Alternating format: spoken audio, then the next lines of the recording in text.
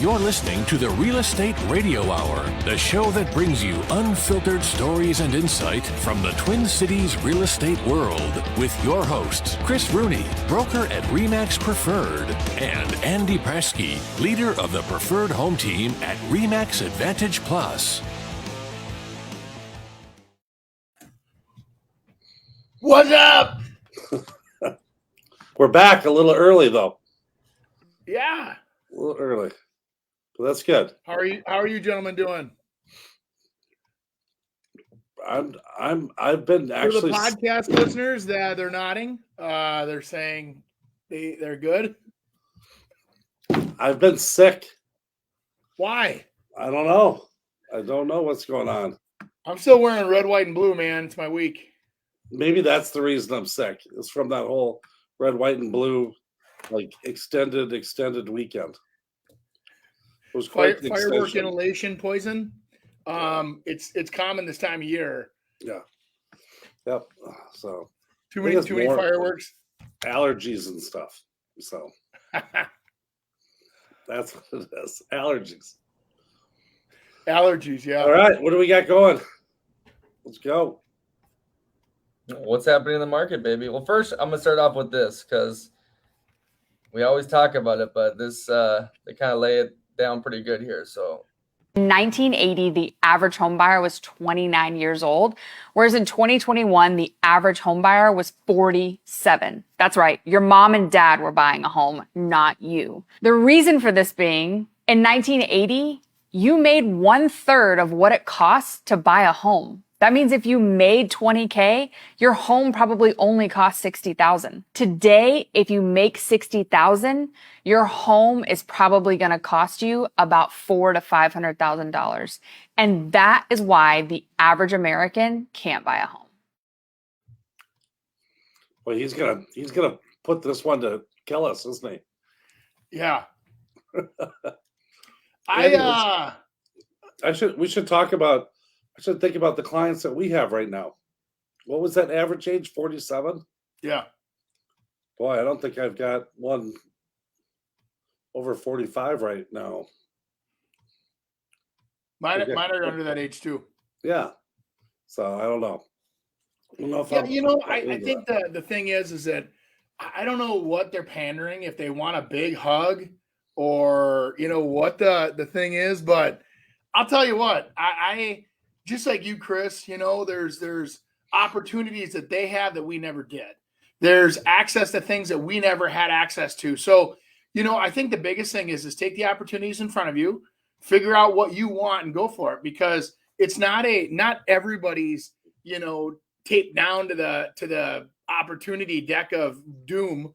And, it's like we have the ability to change our surroundings. We have the ability. I mean, right now, every place I drive by, even coming back from Alexandria, I was up there for 4th, and coming back to town here, it's everywhere's hiring, and it's all $22, $23 an hour. So, and then it's plus overtime, plus benefit pay, plus.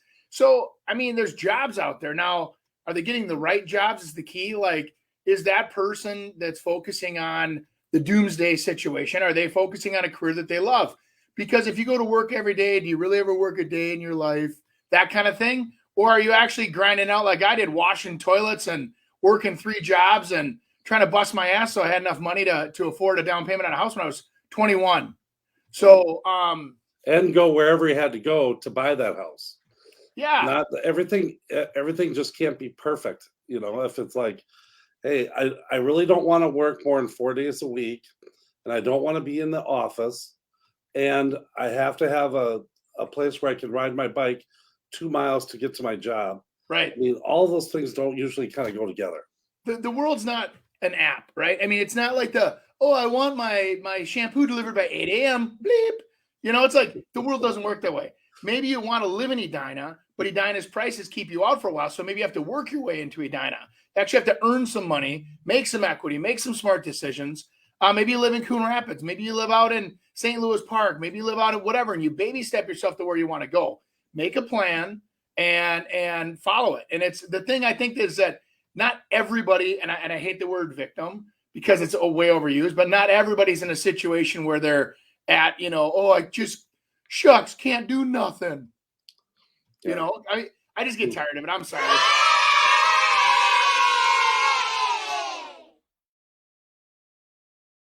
I was a little late. I wasn't expecting it that quick, Andy. I'm a little fired up. I'll tell you what, I had a 22 and a 24-year-old brothers purchase a house together. Yeah. And, so what they figured out was, hey, we can't really buy what we want alone. Let's buy it together. And then we'll both live in it. And that's the things that you have to kind of look at and thinking. And Chris, what's wrong with that? Nothing. That's my point. So taking the situation they're in, and let's say that house that they bought together now on a couple years is worth $300,000 more. They both have $150,000 of equity to take off to their next projects. Right. Chris. That's exactly what I'm talking about. Yeah. They figured it out, right? Yeah. That's why I was impressed. I was impressed by that because it was like, hey, we could both buy a, under $200,000 condo, but together we can buy a $450,000 house that's got 3 times as much room as the 2 condos we would have owned. Well, and we could actually think about this, Chris. The younger kids, have kids think about life as a video game. The first time they played Call of Duty or whatever, did they get completely vaporized in like 3 seconds? Of course they did. Just same as with life, man. Getting the right job, getting the right spouse or the right, significant other, getting the right, all those things that takes work. And you have to search for the things that are worth searching for. And then at the end of it, like playing a video game, you don't master the video game the first time you sit down and play it, or you wouldn't play it again. It'd be like boring. And so life is a challenging game. And you have to sometimes play 3, 4, 5, 6 different times, even to get through level 1. So talk about all the time. I mean, even when like realtors are in trouble, you know what? There's always opportunities out there. You got to go find them, and it's just like, oh my gosh, this is the worst. And real estate, I got in at the wrong time and blah, blah, blah. And it's like, no, there's always an opportunity out there. And the good ones will adapt and survive. I have a young lady on my team that one of the younger agents, and she's new to the industry, fairly new. And I'm like, so what are you doing over the 4th? She's like, I'm doing 3 open houses. I've got a parade I'm walking in. And I'm like, oh my God. I mean, talk about effort, right? Talk about getting out there, getting the exposure, meeting the right people, and not letting yourself fail, just refusing to fail. And I absolutely admire this young lady. And she probably doesn't know it yet, but I will show her. I tell you, because you're gonna what? You're gonna show her that you love her? What? No, show her that I appreciate what she's doing, because okay. the acknowledgement, is part of that too. Like, don't be weird, dude. That's what you said. I mean, what am I supposed to think? No, you twisted it. You clearly, all the listeners and watchers are like, he twisted that. I mean, of course you could. I would have did the same thing, but no, the idea there is that, acknowledgement in this industry, sometimes a little pat on the back doesn't, it goes a long ways, actually, I should say. So yeah. Okay. I'm not going to talk anymore. I'm out. Chris is going to get me into some kind of weird suit. I know. First segment, we're already done. Hi, boys. I got something here. how should this person go about this situation? Hold on. Let me pop it up here. You can read the bottom. I'm going to put this in the comments. Home appraised 110,000 over purchase price. How should I proceed? Enjoy it and close. Hold on. Here we go. I know. What are the pros and cons of selling the same year I bought it? Are there any ways to mitigate less than the capital gains tax? Anything else you would recommend instead of selling? The home is in an area that basically just populated by tourists in the summer due to the surrounding lakes and forests. So this looks like the home is, after he purchased it, now it's worth 110,000 more, is what I think they're saying. And so, if he wants to sell it to mitigate taxes, we can't give legal or tax advice, but if you can hang on for 2 years, that might settle. If you're a single person, 250,000 of tax. If you're a married couple, 500,000. So that could help you tremendously. And you might want to just hang on to it, especially if it's in an area that's that good. But the other thing is that if you just made $110,000, that's pretty good. You should be happy about it. And sometimes paying taxes means a good thing too, that you made money. So. Agreed. And I think that, like I got a buddy of mine that when he was younger, he would build a house and sell it every 2 years. And he was on that perfect, where every year houses were still going up, 6 to 10% a year. And he'd have the profit from the house roll forward. And so eventually, like he said, every fifth house was free. And so, and he was building conservative homes. He wasn't building these big mansions or anything. And the idea there is taking advantage of the rules, read the rules, become an expert on them, learn how to capitalize on them for you individually. Like that young lady was talking about earlier in the video about how, the opportunities are different. The people are older and that's, I think, indicative of the way people kind of grew up too. I mean, we were just programmed to, you grow up, you get married, you have kids, you buy a house, just that. And nowadays it's a little different where I think there's, like delayed marriages and no urgency there, and which is probably smart, probably have a lower divorce rate. Let's talk about that, Andy, because I think that's pretty interesting. What you're saying is that, so in the old days, what the tax used to say was that you could move up in houses and not get taxed as long as you continued to move up in the houses. And at 55, one time, you could get 150,000 deduction off of that. So if you made 400,000 over the time, you could take 150,000 off and you get taxed on 250. Now the tax laws read, as a single person, every 2 years, as long as you lived and maintained that home and lived in it, 2 of the previous 5 years. So you have owned it for 2 years and rented it for 2.5 years, and you can still get up to 250,000 as a single person, tax free. You don't have to go buy another house. You don't have to do anything. Or you could go buy another house and do the same thing over and over. So there's an unbelievable tax advantage now that there wasn't when we were growing up either. Right. Well, I mean, and not to dumb it down, but I mean, honestly, if you think about building a $300,000 house, and let's say you can build it for, $250,000, and you save that $50,000. So you actually buy a house for $300,000, and then when you sell it, let's say for $400,000. Now you have $150,000 of equity to roll forward. And then you make profit on the next one and you build it, equity on the next one and you build it. So you can see how that kind of snowballs into, keep moving, keep building. So if you're ambitious enough and you want to do something like that, I think it's a great way to do it. It's just making a plan and acting on it, right? Yep. So very true. What do you think about that, though? So always trying to get more and more, like the American mindset of bigger and better. I mean, is the economy is kind of built out that to just kind of keep getting to the next level? And is it? And I'm not so sure there's ever enough either. I mean, I think when you start doing it, it's like, okay, well, I can do it again, and I'll do it again. And if I did it on that one, I can do it on this bigger one. And I always have had that issue. It's like, my God, if I could have done that when I was 23, I would have been ecstatic. And now it's like, all right, what's next? Kind of a thing. Yeah, I mean, I think that, you just look at, too, the way people vote nowadays.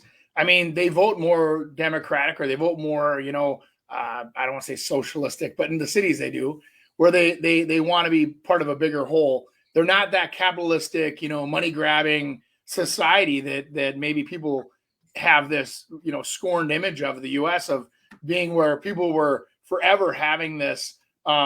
It's all about the money and the profit. I don't think it's ever been that way, other than at a high, corporate owner, business owner level, maybe, where they take advantage of the cities and get involved in politics. I mean, most Americans just want to live a nice life, have a place for their kids to play, have a healthy conditions, safe place, nice work conditions, vacations, nice car, and I don't think most people are this greedy, capitalistic, greasy minded individuals. I think that nowadays it's been proven that the tiny home movement, or I just need this, I want to live simpler. I mean, look at Nick. Nick's living simple. He's living in areas where his dollar goes farther. I think there's more people like that nowadays than there are I have to have $1 billion home, Right, Nick? I'd say my life is far from simple. I think it's pretty rock star-ish, but yeah, it's no. That's what I didn't mean it as an insult. I meant it as a compliment. I mean, you're not just accepting, the life the way it is. You're going out and making it happen. You're doing it the way you want to do it. And I mean, that's the first thing we usually talk about, is like the value that you get with an oceanfront property. Well, you don't get that in California. You can't get that in Florida. So it's like, so you're literally seeking out opportunities and having a rock star lifestyle, if you will, like you described. But I mean, it's true. I mean, it is, but it's because of the ability to have your dollar go farther that rock style lifestyle is available. Right. Imagine if you were there and it was $900 a night. I mean, how long would your rock star lifestyle last? It's like, then it doesn't work. And then it's like, dang, I have to have a job and, and like a good paying job to stay there. And it's like, then I don't know. I think my point of the comment was, though, is that how the real estate market is built? Is just trying to push everyone to keep doing that, to get it bigger and bigger? Is that how it stays afloat, or what? I think that was a push with immigration. I think a lot of people in other countries can't afford to own homes. They have shitty jobs. They can't ever, it's not even on the radar screen to own a home or be part of they're suppressed by their economies and their dictators. And they come to America to live the American dream. And I'll tell you what, best thing to do is talk to an immigrant. And I have had the wonderful opportunity over the last probably 2 years to deal with a lot of immigrants, and they're buying beautiful homes. And they're like, man, America's so easy. They go, it's so easy here. All you got to do is put effort into it. There's opportunities around every corner. And then we sit back as some of us third generation Americans going, it's horrible here. There's no opportunities. And I don't know. Go talk to somebody who's actually had it tough. It does get frustrating. I agree. Okay. I don't think we've talked about real estate yet. I think we have. All right, what do we got here? So a tenant wants to buy the home they're renting from. Oh, in a nutshell, I have good tenants and they want to buy the home they're renting, looks like, from him. I'm at a good interest rate right now, so but I know they're going to end up with something much higher if I sell them because the rates have gone up. Even if I lower the price from fair market value, it's going to be higher. Is there any possible way to get them to own the property while keeping my rate? Say a rent or own, or have me on the paperwork, just trying to get ideas. I really want to help them out within reason, of course. There's a very simple way to do it, is sell it to them on a contract for deed. There's more than likely a due on sale clause on your mortgage, which you might have to deal with at some point. Typically, if the loan is being paid, you don't have a problem with that, but that is something that could happen. Keep in mind, you're responsible for your loan payment, so if they don't pay you, you got to still make your loan payment on that. You can certainly foreclose on them. It's easier, faster to foreclose on them if you have a contract for deed. Rather than probably 12 months, it's probably 2 months that you can usually get them out in through a cancellation process rather than a foreclosure process. So, so that's the easiest, quickest, funnest way in which to do it. A rent to own, they don't own it; they're renting it. You're just giving them a way to purchase it later on, maybe when the interest rates get lower, or they just take what the rate is right now. Or you can do a second for them, second mortgage. It's maybe at a lot cheaper rate. Get them down and say if it's $300,000, you say, yeah, you can pay me $100,000 at 3% interest rate, and you'll get the other 200 grand at 6.5%. That might help their payment. So I like that idea better. I do like being subordinate financed because they're going to probably have to. And then if you want to give them a rate deal where you're giving it to them for 4% or whatever you want to do, that's your choice. But on the other hand, what if rates are 15% in 2 years when your CDs due? And then you're out of options there too, because then they're going to end up giving you the property back. Now that couple that you really liked and wanted to help out, now you're kicking them out. So what do you do in that situation? I guess you kind of have to, present the situation with the way it is, see if they can afford it with current. I would try to get them off my books personally. If I could, number one, if they can, and then, talk to them and say, hey, if there's a lender out here, I got a lender that'll refinance you for free within 2 years if you have, whatever. And some of those lenders are doing that stuff right now if rates go down. But otherwise, I do a second mortgage, like you said, just so that they can get into a conventional mortgage. But now you got, the conventional mortgage, no mortgage insurance, but you have that second that you're carrying. And so you're going to be in a second lien position. So you're going to have to be able to financially step in and wipe out that first if they do something silly. So you're still risking your money. And why would you risk your money for 4%? Right. And I think, like you said too, Andy, I'd want to get my name off the books on that thing. If you want to take a risk, take it on your own with a second type mortgage versus being with them, because I don't know why he wants to help this renter out. Maybe they've been there a long time. Maybe they're good people. Maybe he likes them. But I would also ask why they're in the position they're in right now too, and why they're renting. And some people are just renting because they're renting, just never owned and didn't know how to do it. Other people are renting because they've never had the ability to maybe keep their credit rating and payments and being accountable to things. Well, Chris, that brings up an interesting point because there's two ways to talk about, how the situation's laying out. Some people look at it like you and I do as, hey, we're locking in a payment for 30 years. So it's not going to go up on us. And in 30 years, they're going to stop asking for payments and we own it free and clear.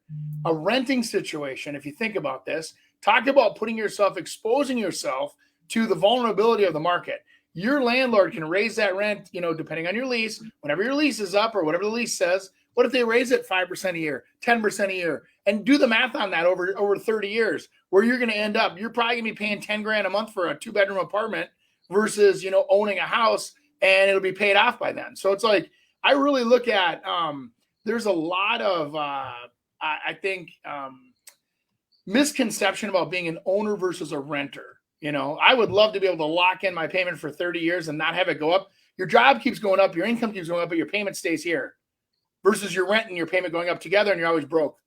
Yeah. Well, the other part too is, Andy, is that owner decides he's going to sell that place. So this rental that your kids are growing up in, they're in the perfect school system. You've kind of made it your own.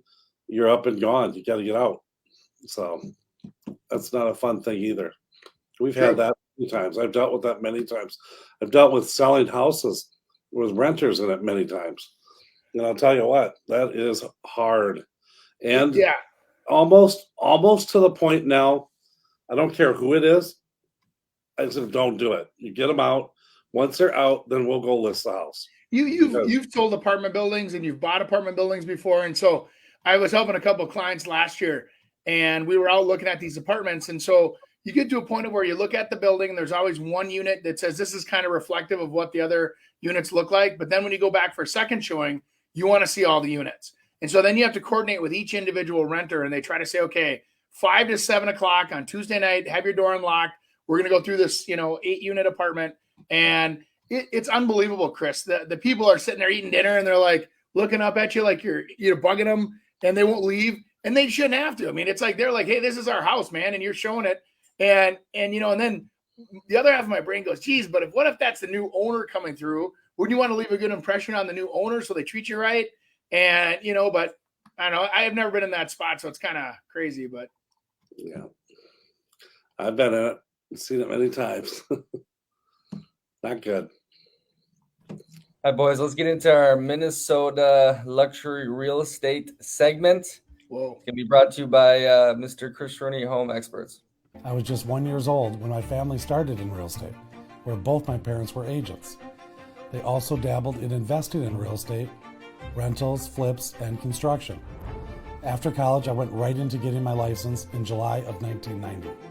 As a 23-year-old agent in an industry that looks nothing like today, I had to know more for my clients to choose me. There wasn't Zillow or social media to tell them how good I was. I had to win them over with knowledge. With knowledge comes confidence, and with confidence comes results. I found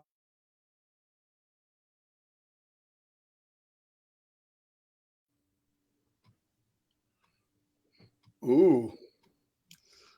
Just a little Four Seasons condo. That's the hotel and restaurant, and then there's units on top, kind of like the West End in Edina. Chris, how do you prepare to be amazed? Just curious. What's that? The lead caption says prepare to be amazed. And I said, how do you prepare to be amazed, Chris? I really settle back in my chair and just prepare. Cross my arms. Yeah, totally. Think about kitty cats. We're gonna be prepared. Yeah. Yeah, I'll tell you, getting prepared for a luxury home, this is more about a location and a style and a penthouse type thing versus probably totally craziness inside. I think these ones are in that 4,000 square foot realm. Yep. And obviously look at the views. I mean, that's a couple million right there. And what those views are right there of the skyline. So that's pretty cool. Yeah, there's it's kind of interesting. I saw our little agenda that was coming up today, and so I looked up, and there's actually 5 condo units over 6 million in Minnesota, 4 in Minneapolis and 1 in Excelsior, but there's 3 in that building alone, from 6 to 7 million. Are they still? I heard they were still for sale from the original developer. They just didn't sell. Yeah, I don't know. They're 3 different agents that have them listed. You know, typically there's one agent that usually has them, but yeah, I think that people. Well, I think you should take a look at the association dues there, Chris, because like when you pull up to the building, it's I don't want to say the word forced. It's obviously a choice. You pull up and they have to valet park your car. You can't park your own car. You know, so it's like there's a lot of like resort amenities that are there that are really cool. So if you were a big shot coming into town and, you know, you wanted to stay at your condo for a couple nights and then you fly back to wherever you're from, this would be unbelievable. But I don't know. You want to run down to your car to find your licorice you left in your, back seat. Yeah. I think that's kind of interesting that you should say that. And I'm going to pull it up right now because I want to know. I heard it was crazy, like $8,000 a month or something crazy. Let's see. But I'm glad you're verifying for me. We'll see a little Andy. Hey, Andy, what do you think of this design here? I think it's cool. Like, what is just like a pillar? I know there's a fireplace in here, but what is this thing? I'm sure that's the support pillar, and they tried to make it look cool. Chris and I would have sponge painted that ourselves and probably ruined it, but totally $4,000 a month. Do you even know what sponge painting is? This unit's been on for 110 days, $4,000 a month. There you go. Okay, that seems reasonable for the association fee. Yeah. So if you pay cash, you still got it $4,000 a month plus taxes plus. So it's probably a good $10,000 a month just to own it free and clear. Yeah. Hey, you do get 2 parking spots though, Andy. That's neat. Yeah. So one for your kid's big wheel, one for your sport utility. Yeah. Yeah, these are. Cool. I'm not trying to bash them. That's not me. You're not gonna go live downtown. I mean, you gotta really buy into the downtown. A professional athlete. Totally see a professional athlete doing something like that. That'd be sweet. Yeah. I think a lot of those are secondary units for very rich people that come to work in the city. Okay. Maybe a week out of the month, and that's the place they have. Because it's not, I mean, for them, it's just not that much money to be able to have. And it's more about entertaining and having people over. So maybe we do a bundle deal. Somebody buys that place, we'll give them that other deal up in Detroit Lakes for $11 million. and Yeah. they're pretty much set. Look at that. We can you can even watch a game from Yeah, that balcony. how cool is that? I know. That is No, pretty- there's no doubt in my mind that would be an amazing experience. yeah. Yeah, but it's a different experience. It's a different lifestyle type thing. Yeah. It really is.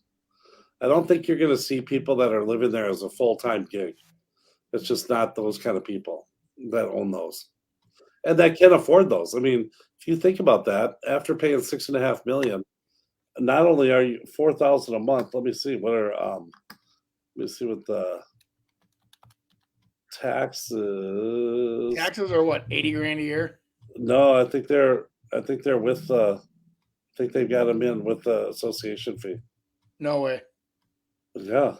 At 6 million, Chris, they're asking at least 50,000 for taxes on that place. No, And that'd be at half rate. It's got. Let's see the other ones. Well, think about it. Most places are 1.25% in Minneapolis on taxes. Every one of those units in there. Oh, here's one in that same building, 38,000. And what was that valued at? 3? 38,000. That's listed at 6.3 million. So now, okay, so let's see that. So you got 40,000 in taxes. So let's just say 3,500 plus the 4,000. That's 7,500 a month. That's if you pay cash for the place. That's 96,000 a year between your taxes and your association dues. No payment. Right. So it is. It's a different. Usually corporations and stuff paying it. Let me see. What do we got? Oh, could you imagine, Chris, sending your your VIP employee down to a beautiful Twins game or whatever, and then you can stay at our private suite up at the Four Seasons, and fridge is full. Take your go out to dinner, whatever. What a great experience though for a company. Wow. Yeah, it'd be interesting to see what they have for on their association documents and what people can do there, and if they could even have that. If someone could, come visit and hang out, but not stay over. That might not even work with the association. So you got to be for sure. There's all that stuff. So Fun stuff. Hey, let's get into some social media reacts brought to you by Andy Prasky Preferred Home Team. Andrew, do it. Well, they said I could have 30 seconds on the show for a quick ad. Andy Prasky, Remax Advantage Plus, Andy@Prasky.com if you want to email us. Here's the thing. 22 years in the business, over 1,400 sales. I'd like to help you with your real estate needs. If that's buying, if that's selling, if that's building, whatever it is, give us a call, send us an email. Let's get you started on your real estate journey. I'd like to help you on the way. Lots of experience here, and I would like to put it to work for you. Andy Prasky, Remax Advantage Plus. Thanks for listening to the show.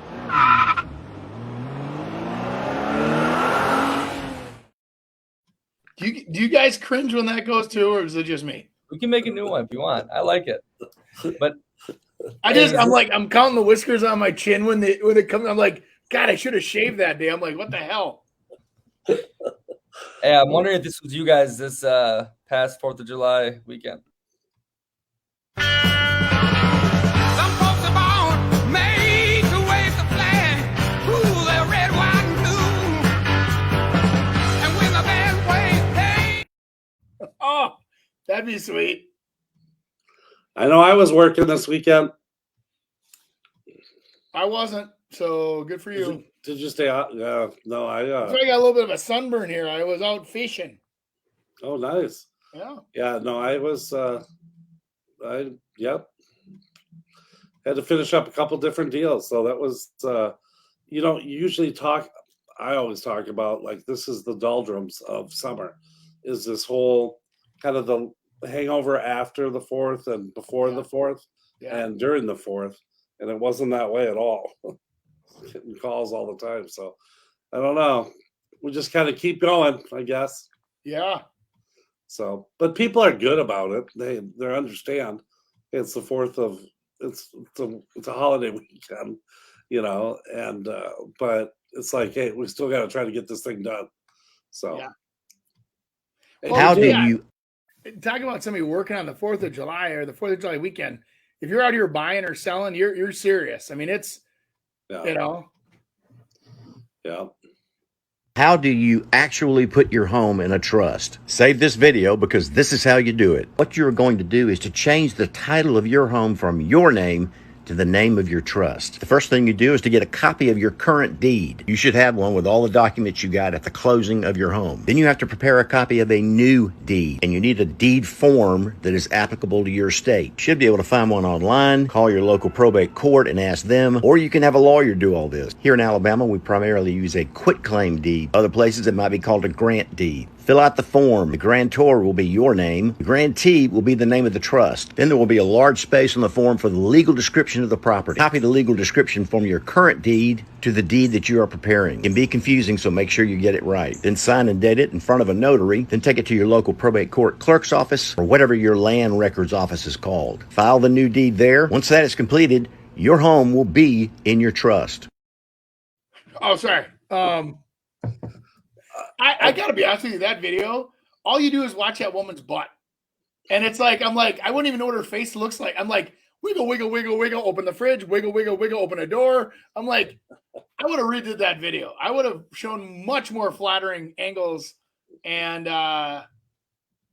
That's what keeps the attention. I mean, it's a minute-long video, so you're listening to this guy, but you're just, oh, okay, I going through the stopped whole. listening. I was like, where's she going? Why is she opening the fridge?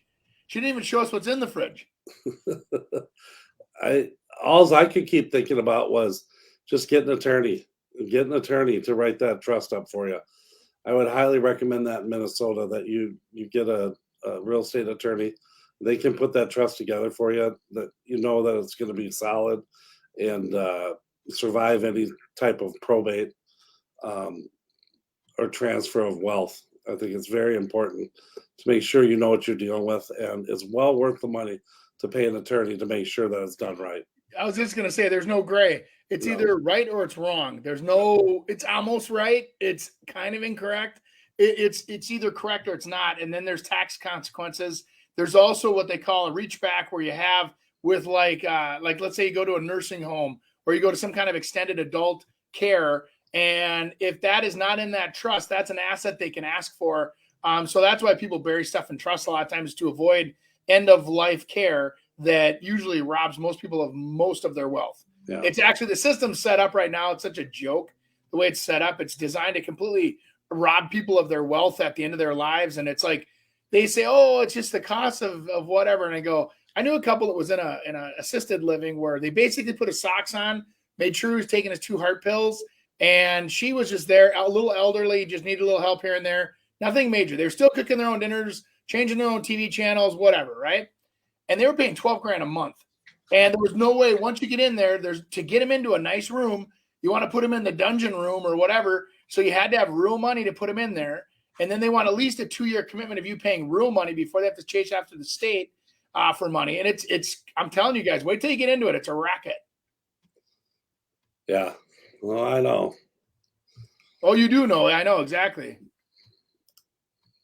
Hey, what about the trust thing overall, though? Who do you recommend people to do that for? Should everyone try to do it? When do you do it, etc.? I mean, you get a real estate attorney. I mean, they'll help you through it.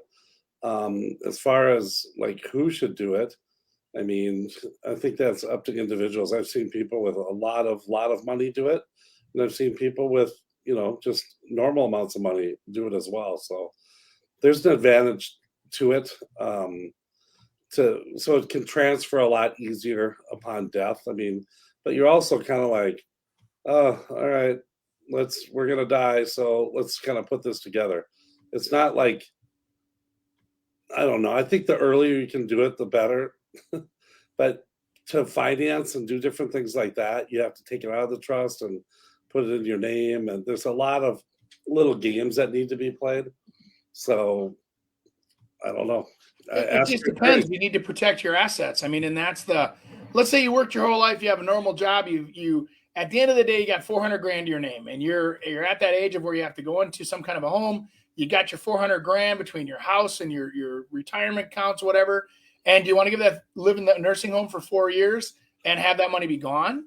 Or do you want to have some of that go towards, other things that you appreciate or are fond of? Like, for an example, like, maybe you have the house in the trust to give it to your kids so your kids don't have to worry about it. So, if like what Nick's talking about, where a lot of these younger people can't get houses, what a great way to transfer a house into a child's name. But remember, there's years that it has to be in there. I think, what is it, 12 years, Chris? Seasoning or something like that. There is a period of time they can go, they'll look back and they can pull it out of there. But the most part is that, they're taking the assets out of your name, putting them into a shell. And then when you need money, the shell, if you control the shell, can pull money out, but they can't take money out. Is really the idea. Well, I know a lot of times married couples will transfer their assets to each other to be able, or have individual ones because of tax ramifications as well. So that's why it's just like on all that stuff, it's don't guess. Go get somebody that is good and knows what they're talking about, or their attorney, or ask other people who they used and go use them, because everyone's situation is different. It totally is. Well, and you don't have to have $5 million or more. I mean, it's like, I think a lot of people think it's just a rich person's game, and it's not necessarily rich as much as it is strategic. And putting your money to protect it and being proactive. You worked hard during it. You might as well put it where you want it to go after you die. How about another weird thing? Why don't you just spend it? Chris, come on. I know. You should die miserable with lots of money so your kids can blow it. Oh, there you go. All these little kids that don't have houses, we'll see. I mean, I got a rock star kid living like a rock star, so I don't have to worry about that. It's true. As far back as I can remember, I always wanted to be a gangster.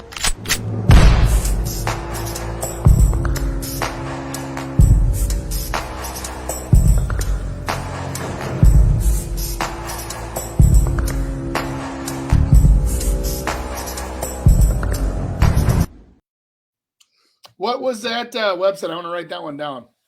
All that stuff is so cool. I mean, Nick, it's so awesome. What was that website? As far back as I can remember, I always wanted to be a gangster. Remodel.ai.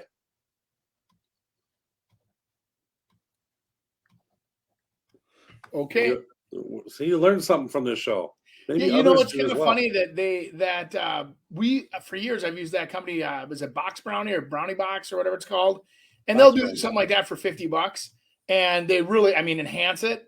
But then you can't use it on the MLS. So like we'll use it on brochures and on our website, or whatever. But you can't put it on the. You'll have to put the actual picture on the MLS, right? You can't doctor up photos, right?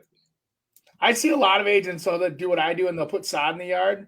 And I'm like, can't do it because I know that yard's not sodded. Yep. Little agents, I'll tell you.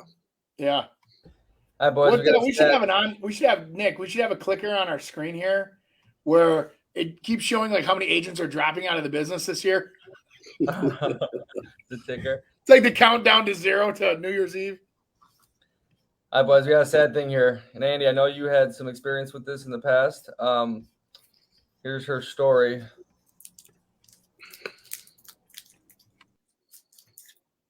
want to read that, Chris? Or you want me to read it? Go ahead.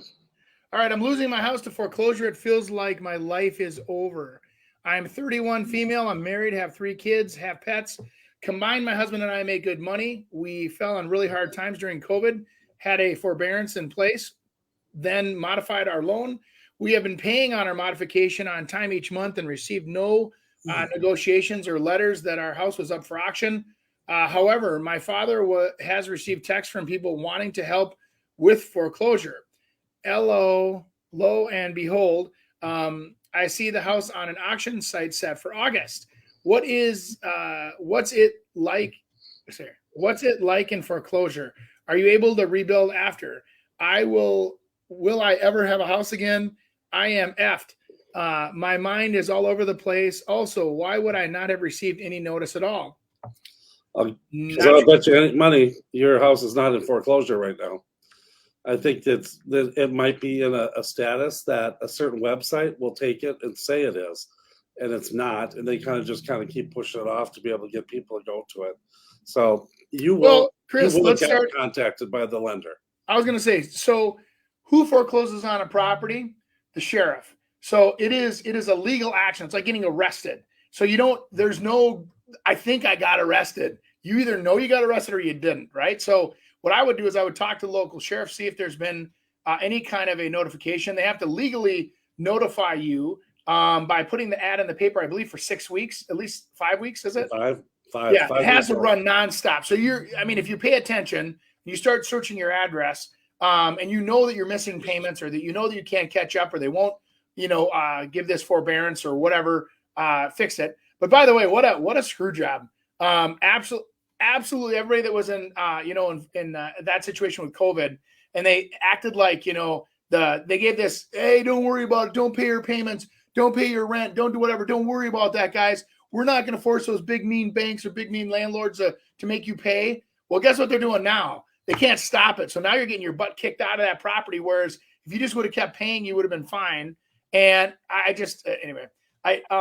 so going back to that, though, it is a legal process. So your local county, your sheriff will have at least in Minnesota, I don't know about all states, but they will give you a notification. They also will give you a period to redeem that property. And that's the whole sheriff sale. They do an auction, the highest bidder, then you have the right to redeem it at that price throughout the process. So that's where you get the investor, a friend, family member that can come in and buy that house back for you and sell it to you on a contract for deed or whatever. So you don't have to be homeless. And your life is not over either. No. After a foreclosure. I mean, even if they do foreclose on you, you still got 6 months right of redemption to be able to get it back. So it's not like you're out of your house right away. Remember, I did classes with all this crap was happening. I did them at the high school, and all these kids knew something was going on, and they're thinking they're going to get kicked out. And I was like, no, you're not going to get kicked out. You still got time in which to be able to do it. Some people are in foreclosure for 5 years, but I'll tell you what, a lot of people that had those foreclosures, just to kind of give you a good example here, ended up way better. They got rid of some debt that they never would have gotten themselves out of before. They had to kind of take a hit, and they took a hit pretty hard. But as far as the foreclosure, I think under FHA, you can buy a house in 2 years? You can buy a house after 2 years, or maybe it's 5 years. It's bankruptcy is 2 years. 2 years after a short sale. Yeah. And so you can kind of get back into it, or people do contract for deeds. But what people were able to do is they weren't chasing that house that they would have had forever. I'll give you a great example. I owned a number of properties at that time, and if I would have let them go, I would have been retired 10 years ago. Every one of them, I would have, because it took me 10 years to get them back to where they even were. So that's paying all that money over that time versus, hey, wipe the slate clean and start building from there. So, and if there are rentals at the time, unless the bank stepped in and grabbed those rents from you, you were collecting all those rents as well. So, but I couldn't do that. So it was, and I'm glad I did. It's an integrity thing. They know that there's a psychological pull to making that payment. And they know that most people that will continue to make their payments, the second you miss one payment, you get put on the naughty list, and then they'll do all kinds of stuff for you. I found that out the hard way for a lot of my clients, is that we're current on our mortgage, but we only have like 2 more mortgages left that we can pay before we're broke, and we need to get the house sold. And it's like the banks won't do anything at that time. We're not doing anything for people that were current. And so you had to miss a payment. Then they took you out of the big ivory tower, put you over to the naughty tower, and over in the naughty tower, they had all kinds of tools and resources and refis and all this other stuff that the other building didn't have. And it was sad, but they forced you to destroy your credit, or hurt your credit, I should say, not destroy it, hurt it, and then to get the resources you needed to survive. But, I think a lot of these banks, we've lived through that. And so the current auctions, what you're seeing a lot of is it looks like there's foreclosures everywhere, because there wasn't for a long time. And the foreclosures are still at half of their normal rate that they normally are. So there's very few foreclosures right now. And that's because of the amount of equity that's in the market. And most people that seek help find out that, oh my gosh, I still have $100,000 of equity, even though I can't make my payment. and somebody selling this house will actually pay everybody off and give me money, you're better off selling that house then, or renting it out to somebody else and trying to keep it. Yeah. Sorry. Good information. I think that It's been a while since we've talked about that, but we should. I mean, I think there's a lot of people that are kind of at that crossroads of, yes, I have equity and I have an okay job, but I'm struggling. What can I do if I'm struggling? And those auction sites, you see though, two guys, I tell you what, they're very frustrating because sometimes those auction sites are selling the note they're selling the mortgage, they're not just selling the house. They're selling the right to the note so that you can foreclose on it. There's all kinds of weird, I don't know. I don't say the word embarrassing, but things that these banks do nowadays to keep themselves on the right side of the books, Good. I think that'll help that lady out a lot. Okay, hey, we're going to do our last little segment. Agent MD. You guys can both talk about this. Selling your first $1 million home. I kind of want you guys to walk me through the process, what you wish you would have known, giving advice to up-and-coming agents who are going to make that first big $1 million sale. It's interesting. My first $1 million home was a home that I had listed that didn't end up selling for $1 million. It sold for a little less than $1 million. But I'll tell you, the one thing that I've learned a lot is that from people in the upper bracket is that they are people that delegate in their life. They typically have jobs that are higher end and they have other people doing their work, and they want an agent to be able to do that work for them, meaning that they want you to be in charge. And I think a lot of people go into $1 million home and say anything that the seller wants to hear because they're going to make so much more money selling that house. So in turn, you're hurting yourself because those people are looking for value. They're looking for what are they going to get for that money. And if you're just giving it away or you don't offer anything, you're not going to get $1 million listings. You're just not. They don't have to do it. Chris, I couldn't agree more. And I think that the paperwork shuffle of just listing it and putting it on the MLS is a thing of the past for most agents, I hope. But the agents that always survive through tough times seem to be the ones that actually put the extra effort in there. And that's to me, that's pretty obvious to people when they see marketing effort being done. But one of the best ways to, as a consumer, if you're ever shopping real estate agents, and I don't care if it's, just so you guys know, the guys are making fun of me behind the scenes. There's a keyboard that you guys can't see, and I'm getting notes about my hair gel, and so I would double merge you guys. Making fun of my hair. I mean, my hair's all over the place, and I'm like, I need some of Andy's hair gel.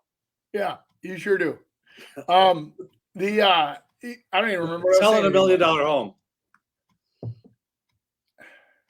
Did you forget selling $1 million home? Oh, so when you're shopping for real estate agents, I always say sit everybody down, and if you're going to interview 3 agents, and say to each one of them individually, what do I get from you if I pay you a 6% commission? What are you going to give me? What are kind of marketing are you going to do? What kind of exposure are you going to give us? What kind of quality of and let them tell you, because the thing is this: when most people shop real estate agents, they do it wrong. They shop agents by saying, what's your rate? And I want it lower. And they don't have a clue what they're getting. So a lot of times people get completely ripped off by real estate agents because all they do is want to negotiate the rate. And I go, what are you getting for the rate? What if what they did for you creates an extra $30,000 or $50,000 of income because they exposed it to the right audience? They wanted to buy it and pay a premium to get it.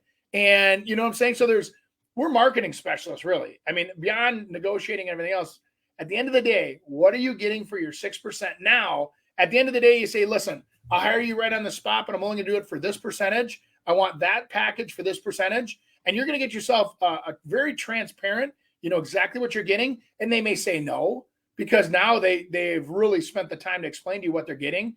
And maybe they'll give you something extra, So because think about this, you don't want to cut yourself short, because their commission ultimately is the budget that they have for your advertising. So if you screw yourself and say, hey, I'm not going to pay you nothing, well, that is your advertising, your budget's gone. So now what's the point of that agent to be there anyway? If you have an agent, you need to pay them so that they can afford to advertise, so that they can get you more exposure, to get you better offers with better terms. And I don't know. What's your thought on that, Chris? Yeah, well, 100%. And it's not necessarily how much money you're going to spend. It's kind of, how you're going to get their household for the most amount of money. And I think there's a big thing. Oh, I'm going to make more money, so I'm going to pay more money towards advertising. That doesn't work. It just, all it does is it helps the agent get to other people that they can see he's listed $1 million homes. So you got to keep that in mind too. Every house is different. It's setting up the story to be able to get this thing sold and not be a problem later on, and being honest and upfront about what these people need to do to maximize their price. And if you're not in that realm and you're not doing that, and you don't know what it takes to be able to get the house to a certain price, you're not doing them any favors. I would, in that case, if I was an agent, I would try to team up with someone else and go and say, hey, Andy, I want you to do this with me. I want to learn it. I want to split it. I want to do it together, but I want to learn how it is. But because you've dealt with this so many different times and this market and what those buyers are looking for, that I don't have that because I've never been here. And to me, that's the best money you're ever going to spend, because you're going to be successful. Because a lot of people that try to sell their $1 million house first, they're going to people that are saying, okay, my house is worth $1.5 million, and reality it's only worth 1.2. You're listed at $1.5 million for 9 months, and then you lose it, and then someone else comes and gets it that knows what they're doing, and they're the one that gets paid. And then now you've just showed that you can't sell that house, and you just put yourself back further. So why not team up with someone that knows what the heck they're doing, and get at least 50% of something is a lot better than 0%. I'll tell you that. Well, and you do have every property is different. Every area is different. Some places do require additional or creative marketing to make it happen. They're not all templated, boilerplated, cookie cutter. Everybody could do it. So it's like you do have to have unique opportunities or unique marketing, tools that get you that exposure. And I always ask, I say, so how are you going to find me a buyer for this house? Or how are you going to find us a buyer that can afford this house? Or maybe you have a weird situation where you have some chipping paint on your garage and so you can't have an FHA buyer. How are you going to run an ad that allows me to find a buyer that can buy a house with chipping paint? I mean, I'm telling you, man, there's an art to this industry, and it's not just as easy as throwing the for sale sign in the front yard and taking a couple photos on your cell phone and listing it. But if it was, everybody could do it themselves, and then we'd be paper pushers. It's marketing. Very true. Beautiful. What do you guys got coming up? Anything exciting for the rest of July? As far as work goes? Yeah, real estate. I got a lot of. Yeah, we don't have lives. We have work. Got a lot of interesting listings coming. That's for sure. Me too. Real nice acreage, privacy ones in that 1.3 to probably 1.8 range. A couple new lake homes, kind of one on an island for 600 and another one for cool. 2.2 million. It's gonna be a good August, September, I think, for good listings coming. I agree. I think I've got the same.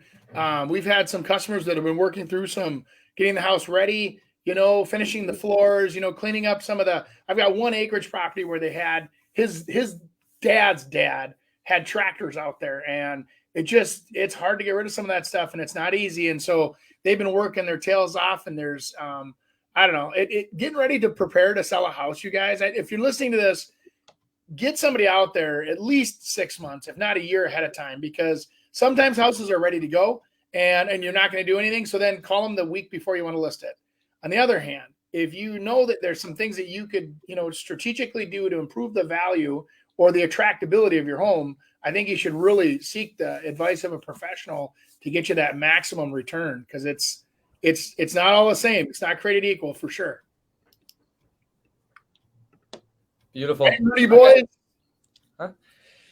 Hey, make sure to give us some likes on the Facebook. Our reels are catching on. We're getting some good views on there. Obviously, we're on the YouTube too, so subscribe to that. Send in any questions you have. On the link tree here, you can find everywhere we're broadcasted. You can find Chris and Andy's websites, and send us in any questions you may have. So you guys have a great day, and ciao, ciao.